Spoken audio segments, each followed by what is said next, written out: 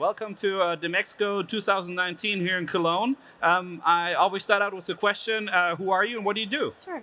My name is Abbie Heppe. I manage communications for Media Molecules. So I'm the developer's liaison between PR, marketing, community.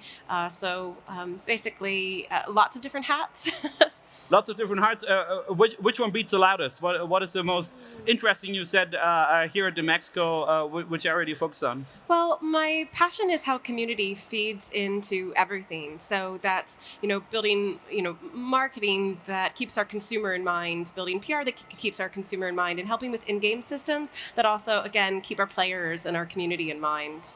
So when you look at a gaming community, right? You all collect around a common activity. So you have the game, but I think you always need a bit of a secret sauce to make it a blockbuster, to create real meaningful interaction between players, to make sure that they have a broad selection of games, and some of them manage to build a strong community, others do not. What's that secret sauce, or how do you promote that interaction? Well, I think, and this might sound obvious, but having a good game is at the core of that. But listening and reacting is incredibly helpful because community impacts so many different things that we do in games. For my role, it impacts in-game systems, how people are able to communicate, but also protect each other from other people in the community. So thinking about those in-game systems, so that people, especially for a game like Dreams, that's very collaborative, also making sure that we build in things that so people could block other users or make sure that their experience within the game is as good as possible. But on the other side, it also affects our messaging. It affects moderation. It affects. We were here just recently at Gamescom, and we were showing community-made games on the floor of Gamescom, which is very new for us. So it kind of impacts lots of different areas of our development, and it's important to listen to community because it keeps you ahead of also crisis messaging and others. So when things aren't going so well, you know how to actually speak to people in a way that reaches them. Okay. Yeah. So when you, but now you mentioned some aspects that I understand. While the game is live, while people are playing it, you can work with the community, you interact with them, you find out. But the problem to me always is, how do you program a game that after it goes live has that effect, that creates a community? So how big is your role pre-launch of a game to make sure that not only it is a good and interesting game, but that it also has that community aspect already included, that makes your work after it goes live easy? How do you bring that know-how into the development process? Yeah, well, it's really interesting that you say that because roles like mine have really only developed, over the last, decade and a little bit more in games.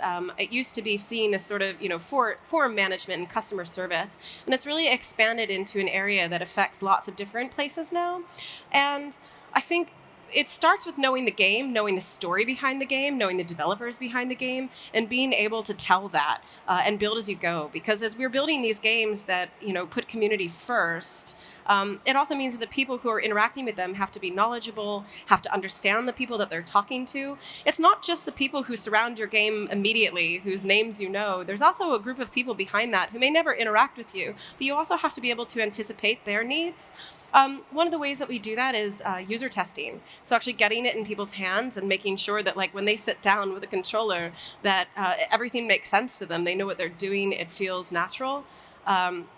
Because they're maybe a part of your community that doesn't come and watch your Twitch streams or interact with you on Twitter, but they're there, and you need to take their needs into account too. They are also community. Okay. You already mentioned Dreams. From my understanding, you're really putting the user, the community, into the driving seat. It's not really like a game. It's more like a game developed by users. Was that an idea that was initially born from that community thought, from putting the user into the driver's seat? Yeah, so Media Molecule is a company of makers. We love being creative. We love making. We love giving people the tools to do that themselves as well. And starting from the studio's first game, Little Big Planet, it's very much been at the forefront of everything that we do. And Dreams started by taking the idea of sculpture and art and allowing people to do that from their couch, and has now expanded into every area of game development. And now we consider it a platform for hobbyist creation. Mm-hmm. So amateur game developers and people who want to learn game development skills but also people who just want to play, people who want to experience that and see what people are doing. It's sort of a microcosm for the games industry, but you take away risk because, they're not trying to sell their game for, into like VC funding and get, the support to make a 3-year project. They're things that are done, quickly. And it allows people to be creative in ways that I think are really unexpected. But I think what I find most fascinating about it is that you have to tie in creativity, technology, with simplicity. So you want to give people a space to be creative in, and it is quite a complicated technology to make a high-quality game. Yeah. But you need to provide it on a level so that people can interact with it relatively simply. How do you manage that? Those two sides of the spectrum. A lot of user testing, but also, we don't, because it has to support a professional game development studio at the same time, being relatively pick up and play. We spend an awful lot of time. We have a whole team that works on tutorials and teaching. And we spend a lot of time thinking about, that person that, comes into the game without a background in 3D development. I am one of them. So I've had to learn how to be a creator as well.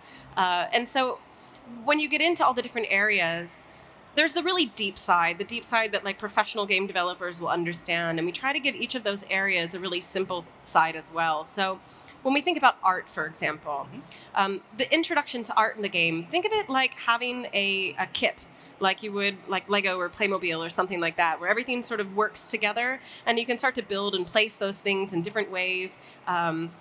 And different layouts. And then that's the very beginning of an art kit for us. So that's one of the ways that we get people who maybe have never made a level before to just get, thinking about things in 3D space. It's maybe like playing with blocks or something like that. Yeah.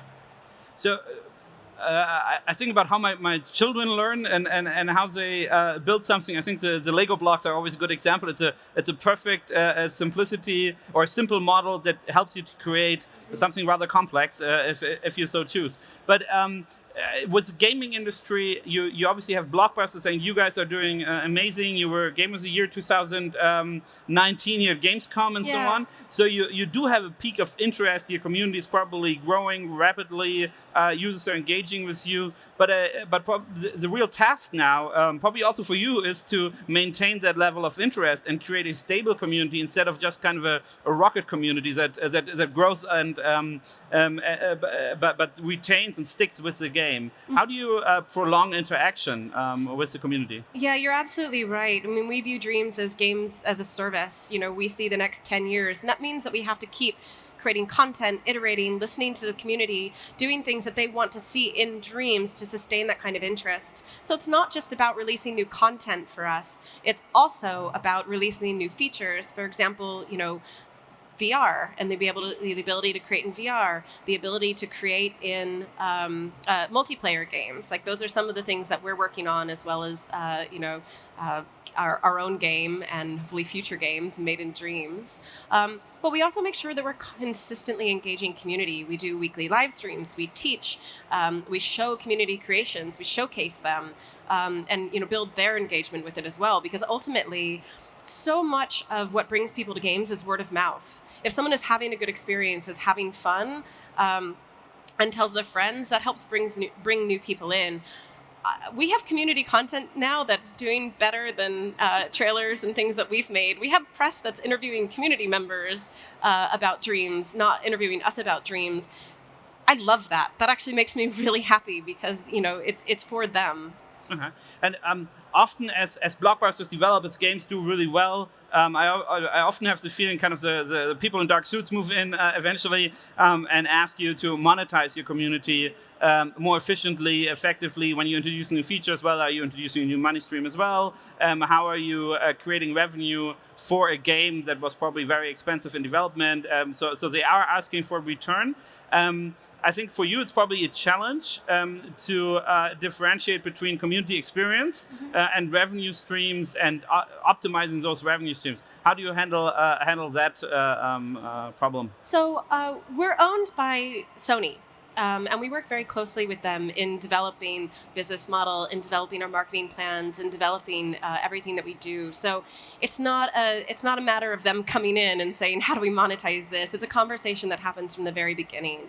And we do it with community and what makes sense in mind. So right now, you can buy into our early access, which is available for, I think, €30.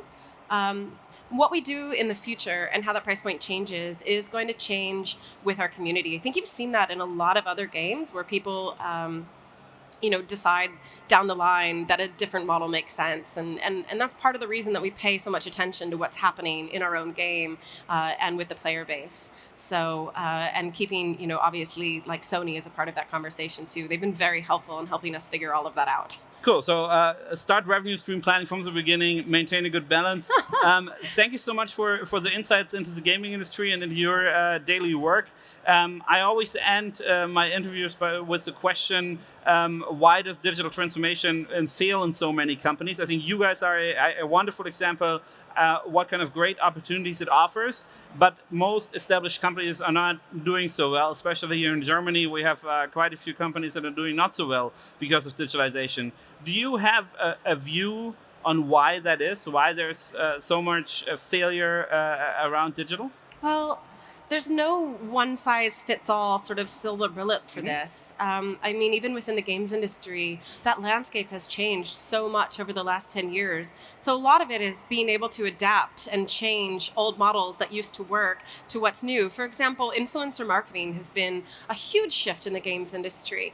Games aren't marketed in the same way. And a game like Dreams, you can't apply the same models that might work for a game that needs to come out, sell all of its copies all at once. We have to look at things that sustain that community growth, like you said, over a long period of time, but also reach people as individuals and understand the shifts in the demographics that play games. I mean, I think we see a really interesting group of gamers coming up that are not afraid to be creative, that are not afraid to get engaged, that want things to be more customized, that don't have the same fears that maybe people who grew up playing in my generation of gamers have. So being able to adapt to that, being able to, continually revisit what's working, what's not working, and especially, like I said, pay attention to your community and, their needs, how you reach them. I could tell you that, great, go out and find, influencers, but that's not right. Go out and find people who speak to your project. Go out and find people who are going to engage with it over a long period of time, unless you are just looking for that quick, great, we want to get, 100,000 users today. I think it has a lot to do with understanding what you're working on and understanding who is interested, why they're interested, and how you specifically reach them. And I know that sounds very broad, but that is one of the reasons why we work with, that's one of the reasons why community and community management communications has become so important to the game space. Great. Abbie, thanks so much for these comments. I think if you combine agility and stay close to your community, digital transformation is not so hard. Thank you very much for being here at Cologne 2019, and thank you very much for answering the questions. Oh, thank you so much for having me.